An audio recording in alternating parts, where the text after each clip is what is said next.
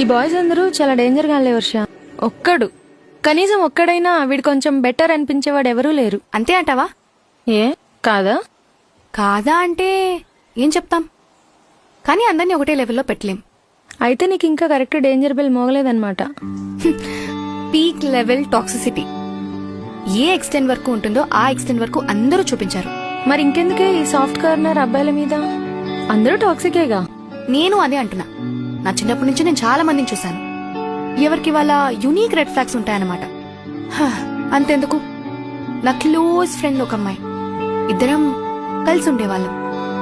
నాకు తెలియకుండా నా చుట్టూ ఉన్న జనాలకి నేను చేయని పనులు చేశాను అని, నేను వెళ్ళని చోట్లకి వెళ్ళాను అని, నా క్యారెక్టర్ ని ఫుల్ కంప్లీట్ గా బ్యాట్ చేస్తాను చెప్పింది. అది నా చెవులతో నేను విన్నాను. తన అబ్బాయి కాదు కదా, పైనుంచి బెస్ట్ ఫ్రెండ్ కూడా. మరందరికీ నా గురించి ఎందుకు అలా చెప్పింది? కొందరికి ఏజ్ తో మెచ్యూరిటీ వస్తుంది, ఇంకొందరికి ఎక్స్పీరియన్స్ తో మెచ్యూరిటీ వస్తుంది.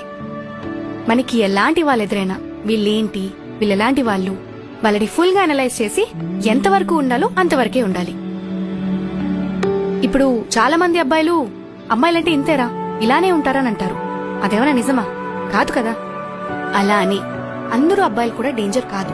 నువ్వేదో బ్యాడ్ ఫేస్ లో ఉన్నట్టున్నావు దీప్తి. It's just phase. అక్కడే ఉండిపోకు, త్వరగా బయటకొచ్చే.